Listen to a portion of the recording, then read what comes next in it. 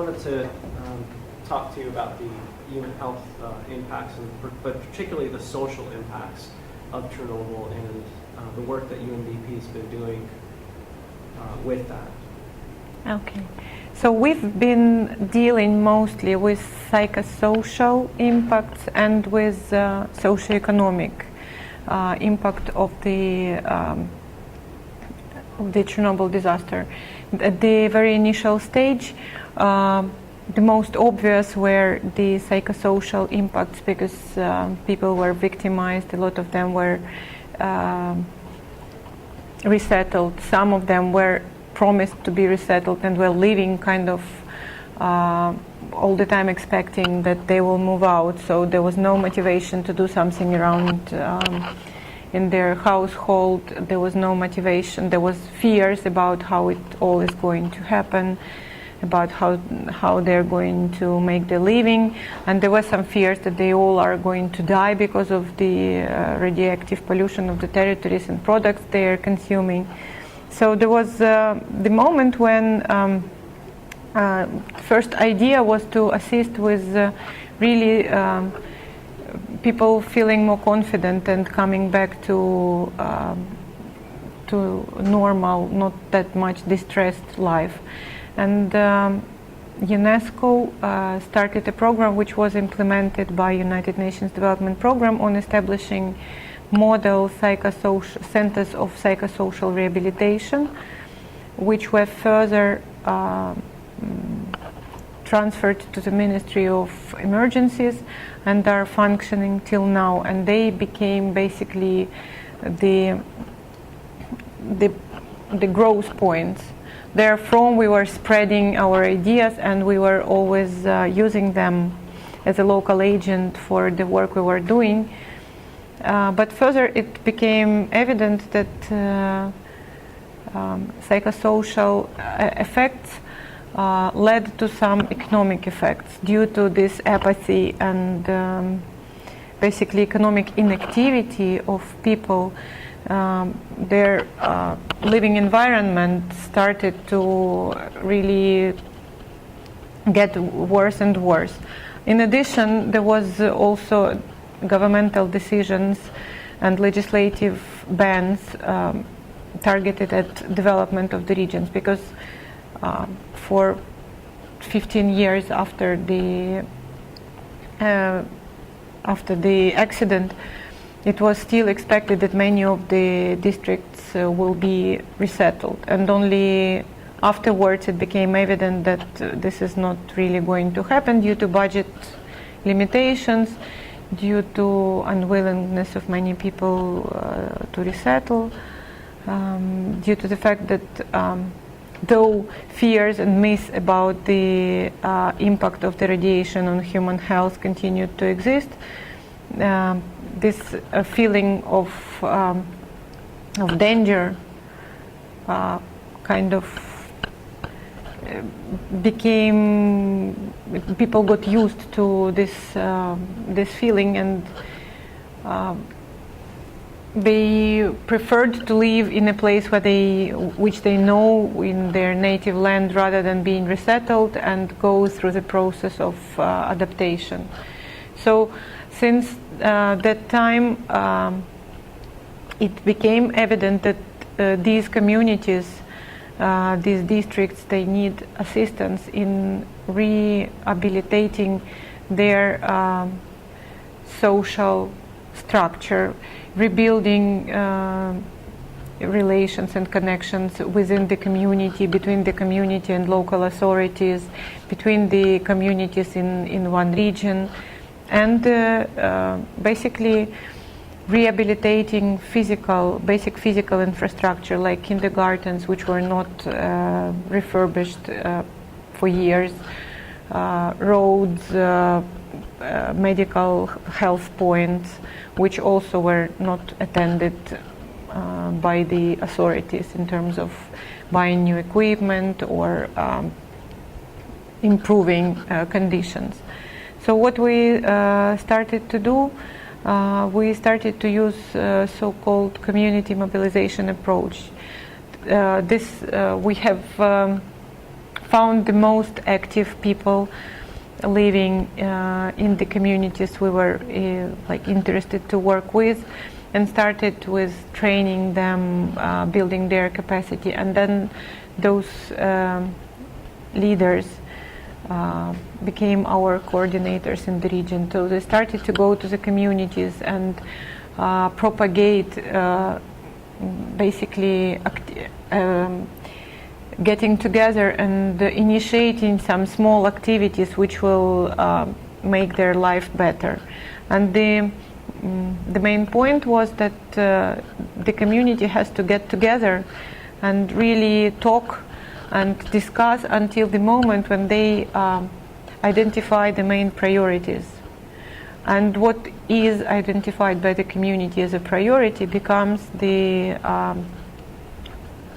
target of the first project made with this community. And the community has to contribute, whether in small financial contributions, also in manpower, basically doing some works to make the project happen. And also local authorities had to contribute, which really started to slowly rebuild the trust of the local communities to the local authorities, which was destroyed by the years of unattended requests, not implemented promises, plans never realized. So these first small achievements, which were achieved together by the local community and local authorities, helped them to understand that with some participation of community and with some financial participation of local authorities and their kind of blessing, they can change real things around them for better. They can make their life better. They can make their environment more friendly. So they started to be more and more active, and we had 200 projects implemented by communities. They were totally different. Some were there were rehabilitation of the medical health points. Somewhere there was the building of the marketplace for people to sell their products grown in their households. Somewhere it was village bathhouse, like the place where everyone could come and wash and have access to hot water. Somewhere there was the sewage system and toilet for the local school. Somewhere rehabilitation of the school building itself, kindergarten, youth centers. We have found out that youth is a very kind of peculiar category of population with which we have to work, because they are the future of those communities, and they have to have the place where they can find something for their spare time, for some healthy lifestyle activities, rather than normal village evening activities of drinking and sitting together in the darkness. We have created a model of the youth center, which had to have in it small sport facility, access to internet, and room for meetings, events. And we have created a number of youth centers in the communities, and we're supporting them within the framework of the program. And further on, when we felt that these centers are kind of grown up enough, UNDP started a different program which was targeted at youth centers all over Ukraine, created within the framework of the different programs, where they were trying to build them as a network of youth centers Ukrainian-wide. So our youth centers kind of graduated and participate now in this other UNDP program, and they do not bear anymore this sign of youth centers created in Chernobyl affected regions. They're just youth centers, some youth centers of many youth centers created in Ukraine to support employment, lifestyles, and access to information for youth. We were also working a lot with the policy issues related to zoning, because it's obvious now that the zoning, which is established by the legislation of 1991, is basically we have 4 zones: exclusion zone, zone of obligatory resettlement, zone of guaranteed voluntary resettlement or relocation, and zone of enhanced radiological monitoring. And each of those zones have certain limitations for economic activities which can be initiated there. And we, of course, are not talking now about exclusion zone. People don't live there. It's under the administration of the special government agency. We have been working in the 3 other zones. And the situation with the contamination, with types of contaminations, risks for the population have changed over time, and certain bans for economic and especially agricultural activities are not justified anymore because of new scientific research which proved that in this zone clean products can be grown, and with the observance of certain precautions, normal life can be led on those territories. And so we were advocating with our government to review the status of the zoning and to redirect part of the funds which are now used for paying miserable individual benefits to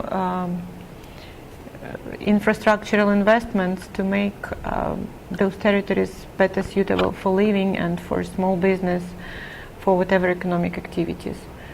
Of course, it has always been a tough political decision and unpopular political decision. So far it did not happen. However, this year, when marking the 25th anniversary of the Chernobyl accident, the government officially announced that they will be working on revisioning the status of the territories and changing the zone status of many of them, based, of course, on the radiological passportization of those territories. And in course of our work with communities, we also identified one of the problems, that is access to scientifically prove information on different types of effects of Chernobyl accident and lifestyles limitations for the territories which were contaminated as a result of the accident. Because the information was always available, but it was very much very heavy scientific information which people in local communities could not understand, could not remember, and thus could not trust because they don't understand the heavy scientific language.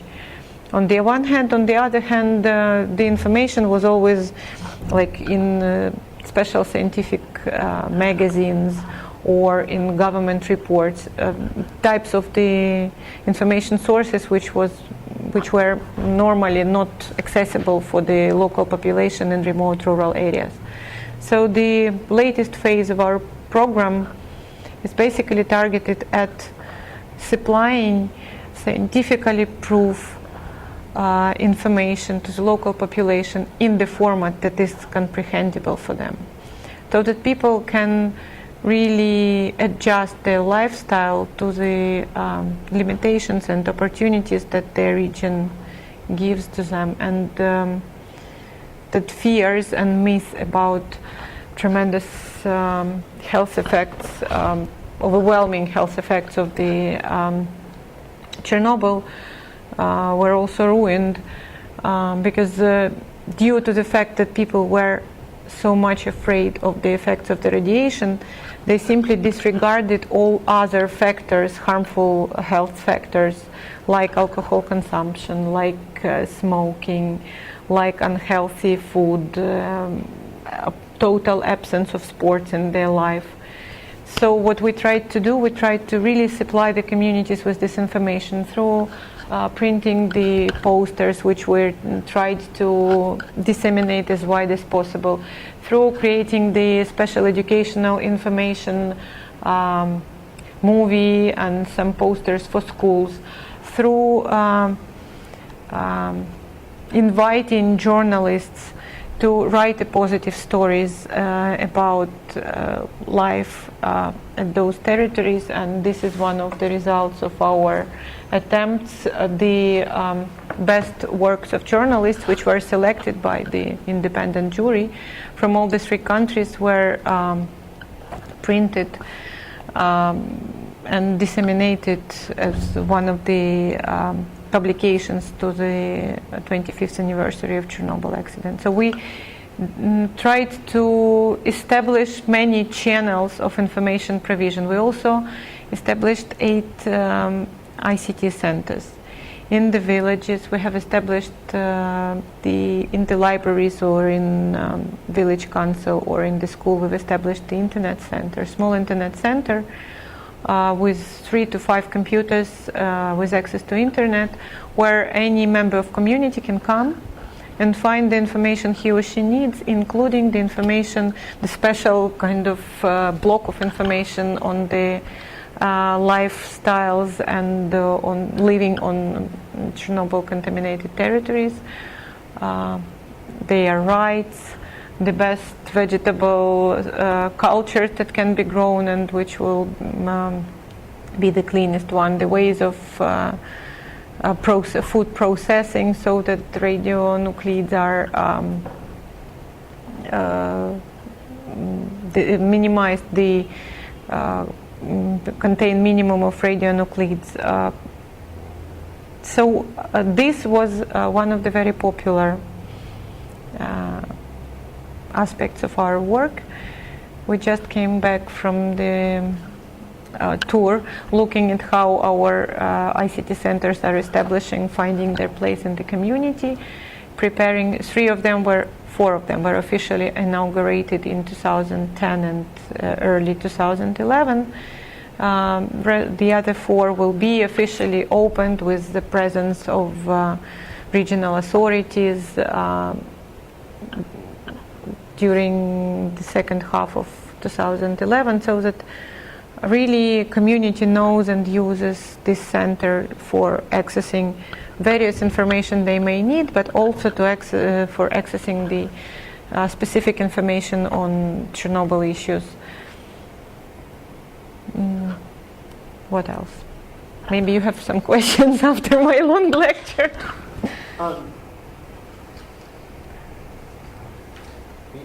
Seems like you would need water, but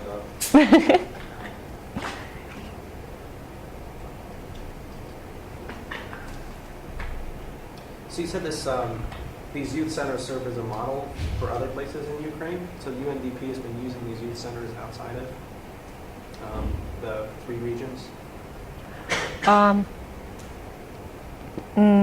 How to say? They were. The youth center is not a big news. Like most of the development organizations working in Ukraine were in this or other format establishing or supporting the establishment of the youth centers, because this was one of the big gaps after the Soviet education system disappeared. It was not this part of the out of school activities for youth was completely lost. So it is obvious that in any location smaller than the regional center, this is a big problem, and when supported, is always welcomed by the local community and the local authorities.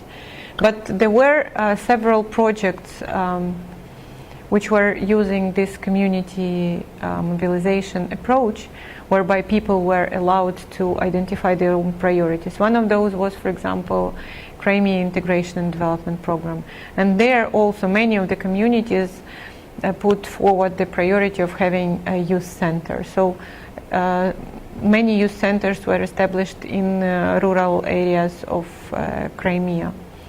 Our program was working like along Chernobyl affected territories, and we were establishing youth centers there. Then we had a specific program on youth which was called Human Security for Ukrainian Youth. This was trying to establish centers in most HIV affected territories, so that also to divert youth from unhealthy practices to more socially recognized activities. And so that became a big network of youth centers, but they were kind of doing their own activities. So there was a decision to use best practices of each of the centers.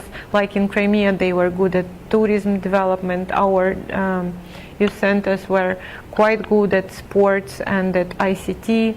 These HIV affected regions, they were having a heavy focus on healthy lifestyle promotion and on peer-to-peer education on healthy lifestyle.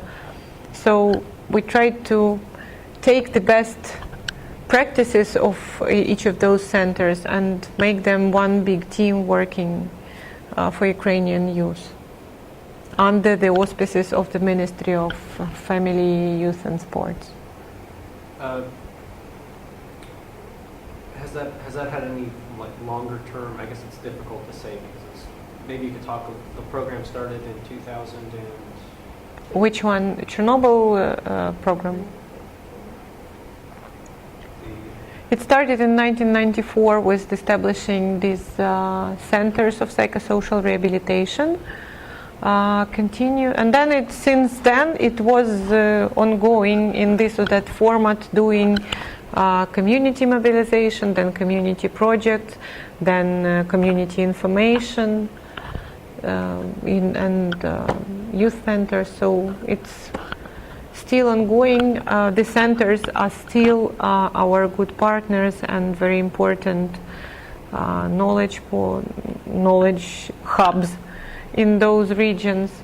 So everything we've created along the life of this program is kind of contributing towards the main goal, which was identified by the three most affected countries, which is returning to normal life for the people which are living in the affected territories. I'm wondering if you could maybe go through each one of the posters that you have here and the materials and talk about them a little bit. Okay. I am. So this is the poster which talks about the ways of radionuclides coming to the human body. Because currently there is no external irradiation anymore after just so many years after the accident. The main danger is internal irradiation, which comes with the food products. And here we describe the ways in which the radionuclides can come to the human body and the ways how to minimize that possibility. So they come with milk and meat, they come with fish, with unwashed hands after you work with the soil, with the dust, with mushrooms and berries, basically fruits of the forest, with fruits and vegetables, and the ways to to basically minimize this is not to drink plain milk, but to drink or to eat products which are coming from the processed milk. Again, to wash hands and to protect your house, the place where you live, from the dust. Basically, making more often the cleaning at home. With the mushrooms and berries, not to to drink berry juice, but not to eat the berry itself. With the mushrooms, to boil them, to put them into the salted water for several hours so that radionuclides go out. And also we were providing some recommendations on what types of berries and what types of mushrooms are less contaminated, have the smaller coefficient of transfer from the soil to the... And the same for fruits and vegetables, to wash them first of all, because this is not a regular practice, and to process them instead of eating always the fresh ones. So this is the graphs which are showing how the contamination of certain vegetables is decreasing with certain type of food processing. Here is the information about what sorts of the vegetables are best to grow in certain territories, what kind of fertilizers is advisable to use to decrease also the transfer of radionuclides from the soil to the vegetables, and also the allowed levels of radionuclides as per Ukrainian norms. Here is because many of the regions of the districts which are affected by Chernobyl are districts where people live from from the forest products, where this is their business, this is their regular food, this is part of their culture to go to the forest to collect berries and mushrooms. They sell them, they eat them in various forms. So here is the information about, again, which berries are less contaminated, which mushrooms are less contaminated, how to decrease the contamination in berries and mushrooms. And also advice to never forget to check the contamination of the products you are going to use as food. And then we understood that one of important parts of our target audience is also school.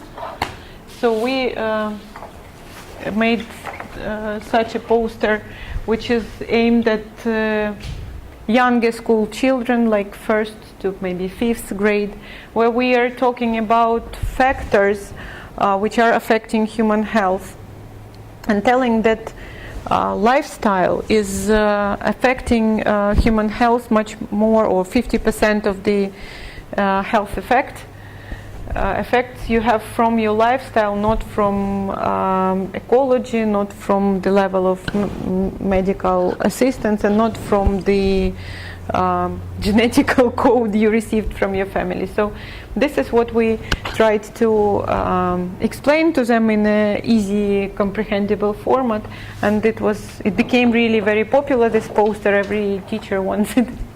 And also, for it to be used, it contains the schedule of lessons so that it can be usefully put into the classroom.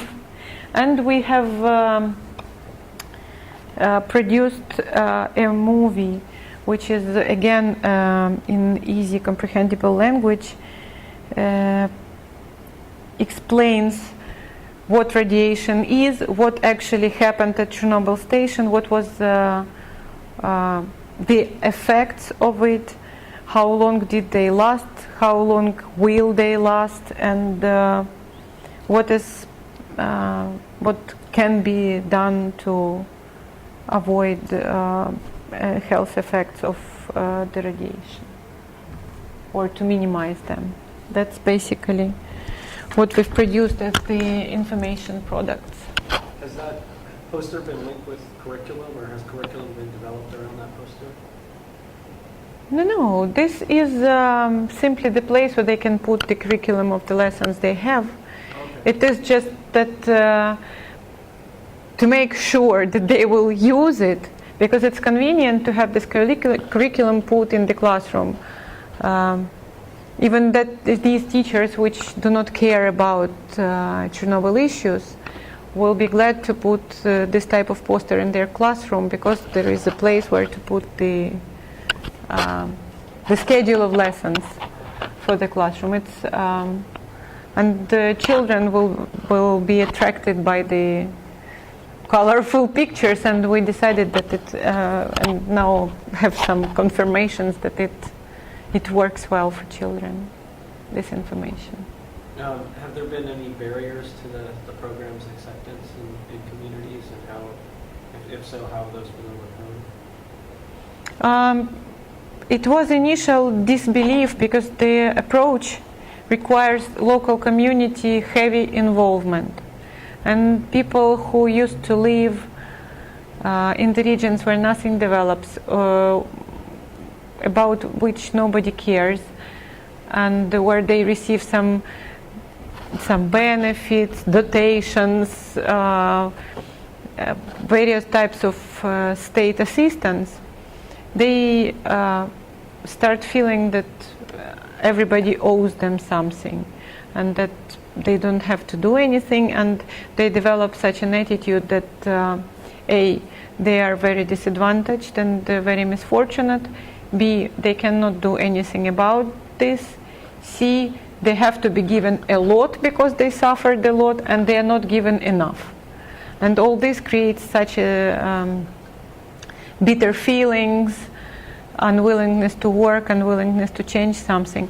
And when this program came, it started not only to propose to produce some changes, but also we wanted their involvement. It was obligatory that community contributes small amount of money, really small, but they had to give them to the coordinator. Coordinator had to, local leader of the local community had to then report to the community how this money were used, and they had to come and work, to invest some work in the project, so that they feel the ownership, so that they feel that this is them who produced this change, not somebody from outside came and again have given them something. This was difficult at the beginning, but it became easier as first projects started to materialize, and we started to launch first projects. The other communities heard about what happened in the nearby village, started to be more interested, started to willingly participate in that. So further on, it was not a problem. Another problem was that this mobilization does not come very fast, and has to be supported for some quite long time to become a regular practice. Otherwise, it becomes like, public event or fair trade, something like that. You come,